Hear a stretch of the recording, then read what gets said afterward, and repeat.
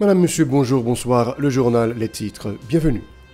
Une nouvelle journée de terreur a régné ce mardi à Port-au-Prince. Des tirs nourris ont retenti à plusieurs endroits. Des bandits armés ont assiégé l'espace de l'hôpital universitaire d'État d'Haïti. Environ 4 policiers ont été blessés lundi lors d'une attaque perpétrée par des gangs armés contre le palais national. 4 présumés membres de gangs ont été lynchés ce lundi par des membres de la brigade dans le quartier de Mayotte à Pétionville. Le secrétaire d'État américain Anthony Blinken s'est réuni lundi avec le président de la CARICOM, Mohamed Ifrahim Ali, pour discuter de la mise en place du Conseil présidentiel de transition en Haïti. Le gouvernement haïtien a annoncé lundi la formation d'une commission chargée de préparer la passation du pouvoir au Conseil présidentiel. Les organisations politiques Front Résistance Haïti et Chimay Délivrance Haïti ont adressé une lettre au Premier ministre Haïti Michel-Patrick Boisvert lui demandant de publier un mémorandum en vue d'installer un président issu de la Cour de cassation. Restez avec nous pour le développement. Si vous jugez que cette vidéo est intéressante, n'hésitez pas à liker et partager la vidéo. Et surtout, n'oubliez pas de vous abonner à cette chaîne et activer la cloche de notification pour ne pas louper aucune de nos vidéos. De retour comme annoncé en titre, près de 4 policiers ont été blessés lors de l'attaque perpétrée par des gangs armés contre le palais national lundi. Le blindé à bord duquel se trouvaient ces policiers fut incendié. Une nouvelle journée de terreur a semé la panique ce mardi dans le département de l'Ouest, notamment dans les zones de Bas-Delma et de Champ-de-Mars, où les tirs nourris ont été entendus. En outre, des membres armés de la coalition Vivre Ensemble ont assiégé l'espace de l'hôpital universitaire d'État d'Haïti, HUEH, plus connu sous le nom de l'hôpital général, afin de continuer à perpétrer des actes terroristes dans les environs du palais national. Au moins 4 présumés bandits armés ont été lynchés à Mayotte 37 de la commune de Pétionville ce lundi par des membres de la brigade de vigilance du quartier. Au cours de cette journée, des policiers et des bandits armés se sont affrontés. De plus, James Honora alias Mauvezet, membre du gang de Tibois-Dôme et l'ainsi connu Becker, ont été tués durant le week-end de la période pascale lors des échanges de tirs avec des agents de la PNH dans la ville de Port-de-Paix. Ils sont accusés d'avoir commis des actes de kidnapping et de braquage. Des hommes armés ont saccagé lundi l'école Petit Séminaire Saint-Martial, située au centre-ville de Port-au-Prince. Ils ont également incendié la salle d'informatique. Entre le 8 et le 27 mars, l'Organisation internationale pour les migrants a enregistré le départ de 53 125 habitants qui ont quitté la région métropolitaine vers les zones de province en raison de la recrudescence de la violence. L'OIM a souligné que 61% de ces personnes se sont rendues dans le grand sud du pays. Le secrétaire d'État américain Anthony Blinken a félicité les membres de la CARICOM pour leurs efforts déployés dans la mise en place du Conseil présidentiel de transition. Lors d'un entretien avec le président du groupe caribéen Mohamed Ifrahim Ali, le secrétariat d'État a déclaré que les USA continuent de soutenir le Conseil. Par ailleurs, un Conseil des ministres a été tenu le même jour en vue de se statuer sur la nomination du Conseil présidentiel de transition. Le gouvernement a annoncé la formation d'une commission mixte chargée de planifier la passation du pouvoir au Conseil présidentiel. Il a demandé à la CARICOM de lui transmettre l'accord politique constituant le CPT pour servir de cadre de référence. Les organisations politiques Front Résistance Haïti et Chimay Délivrance Haïti envisagent d'envoyer une correspondance au Premier ministre Haïti Michel-Patrick Boisvert lui demandant de publier un mémorandum dans le journal officiel Le Moniteur afin d'installer un président de transition issu de la Cour de cassation conformément à la Constitution de 1987. Dans cette optique, le responsable des affaires judiciaires de l'organisation Chimay Délivrance, Maître Jean-Élisée Célisca, déclare que le gouvernement devra installer ce président dans un délai ne dépassant pas 72 heures après avoir reçu la lettre. Écoutons le responsable au micro de Yaspine Sanon et Marie-Carmel Auguste. C'est seulement pour nous sortir dans cette année-là, c'est l'appliquer la Constitution, c'est l'appliquer la loi. Nous-mêmes, groupe citoyen, qui, pas dans la logique, c'est international là, pour nous porter solidarité, souveraineté pays à Baye. Nous avons écrit Maître Joseph Pierre Louis, ça a gagné 2 semaines de cela, pour nous dire que il y a 2 pouvoirs dans 3 pouvoirs qui est fondé. Prend disposition pour mettre service protocole paléa disponible au regard de l'article 59 de la Constitution. 11 semaines après, nous allons faire suite à l'autre correspondance que nous avons écrit Maître Jean-Joseph Lebrun, qui est président de la Cour de cassation. Et jeudi, nous avons l'honneur d'annoncer la presse, annoncer la société. Nous avons une correspondance qui va joindre M. Michel Patrick Boisvert, qui est Premier ministre AI, et c'est le ministre qui a liquidé les affaires courantes, pour nous dire que, tant pris souple, pour lui capable de publier un mémorandum dans le journal Pays, qui c'est le Moniteur, qui dit que les citoyens délèguent la souveraineté nationale aux 3 pouvoirs. Jeudi, il y a 2 dans 3 pouvoirs qui plongent, et dans le mémorandum, il va remettre responsabilité pays à 3e pouvoir, qui c'est le pouvoir judiciaire.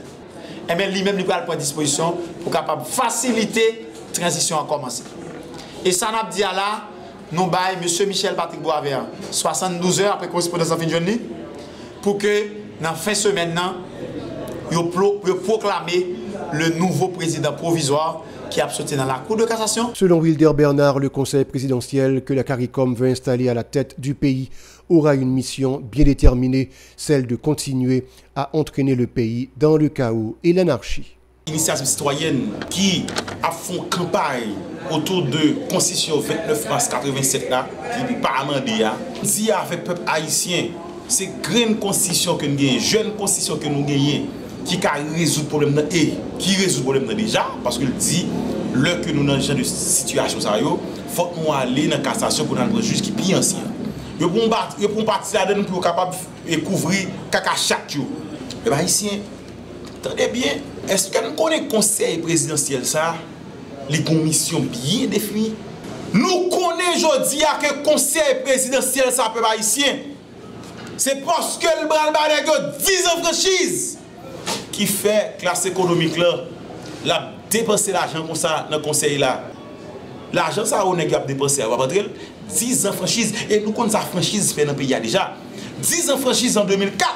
Nous voyons qui ça le mène. C'est franchise qui fait ça monter dans le pays à coup la pluie. C'est franchise qui fait balle sortir aux États-Unis comme ça. C'est franchise qui fait que les zam qui sorti en Colombie et c'est même zam qui ont tué président et franchise. Eh bien, monsieur a demandé pour que le conseil ça aille passer, il faut qu'il y ait 10 ans de franchise. Nous avons dit, il faut que vous besoin dans le pays. Pour que le conseil ça passe, il y a des côtés malheureux va durer encore. Pour malheureux, après même côté à Grenègue, la pensée de manger Grenègue, ça doit finir.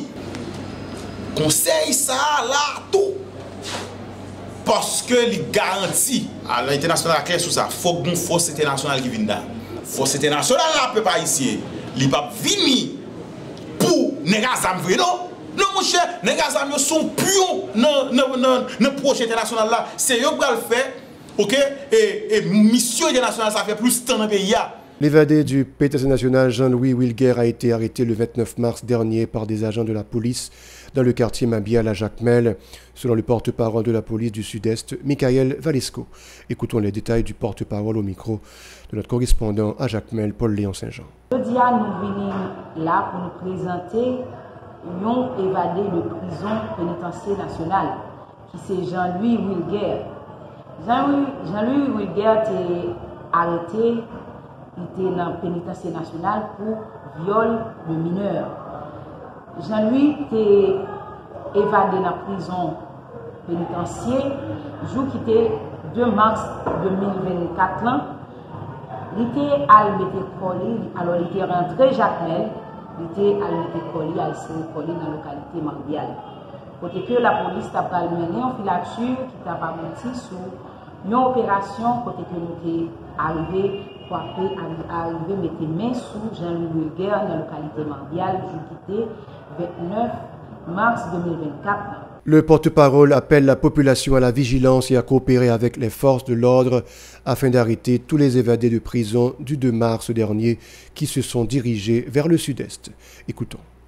Et n'a profité de dire tout individu qui décide l'information qui vient de nous, tout individu bon terrain China n'a profité de nous, la police a privé sur le poste que Selon l'information qui vient de joindre nous, il y a des individus qui ont volé moto aux environs, bon alors, depuis l'Angélis, donc Jean Gamoun nous dit, il a commencé à fouiller moun, voler moto et puis piller à faire moun.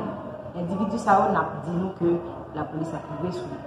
Et nous dit merci à la presse, nous dit merci à mon Jacmel et la police compte sur nous, la police remet nous en pile et sans nous-mêmes travailler ça va pas arriver possible. Les travaux de construction du canal sur la rivière Massacre à Ouanamet sont en phase terminale malgré les pressions du gouvernement dominicain.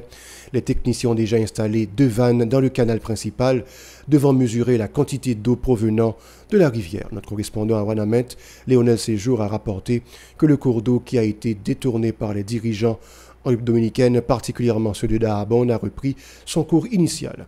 Il a également souligné que les agents de BESAP n'ont jamais cessé de sécuriser le chantier de construction du canal. Des citoyens de la ville d'Écailles ont déclaré que l'ancien chef rebelle et prisonnier Guy Philippe ne jouit pas d'une légitimité pouvant lui permettre d'occuper le poste de président de transition. Écoutons-les l'un après l'autre au micro de Franzou Laguerre, notre correspondant au CAI. Jodi, nous constatons que ce Guy Philippe qui sorti dans la matrice peuple là, jodi qui sont poison pour le peuple haïtien. Je dis, je ne comprends pas, peuple haïtien, est-ce que le peuple haïtien a oublié? Comment je dis, pour ce même Guy Philippe Campé, pour lui, oui, libéral, président Haïti. Qui compte Guy Philippe a passé? Il faut qu'il songe tout. Les prisons qui ont été écrasées, c'est qui parle qu'on était venu casser les prisons. Et nous avons demandé soit l'équipe Guy Philippe là, ou bien Guy Philippe en soi, que le ressaisit. Ça, il a demandé Guy Philippe pour M. Bappé une chance. Parce que le c'est pas ma tête. Guy Philippe, son ancien prisonnier, il a arrêté monsieur, blanc condamné monsieur. Monsieur voulait pour venir pointer le pays d'Haïti. Et là, monsieur comprend pas dans le pays d'Haïti. Il a demandé pour Guy Philippe Bappé une chance. De l'autre côté, un citoyen appelle les membres du Conseil de transition à s'unir et à agir dans un bref délai pour résoudre la crise sécuritaire du pays. Écoutons-le. Aujourd'hui, là, nous avons 6 millions de bagages là qui ont l'insécurité dans tout le pays. Nous avons demandé au gouvernement ça, qui signe un accord ça, pour faire rapide au pressé, pour établir place dans le plan national. Aujourd'hui, là, mon sud, mon nord, mon grandance a souffert à cause de l'insécurité. Parallèlement, des citoyens dans le département de la Grand'Anse ont manifesté ce mardi 2 avril pour demander au chef rebelle Guy Philippe de prendre les rênes du pays à titre de président. Voilà, c'est la fin du journal. Merci d'avoir regardé. Restez avec nous pour la suite de la programmation.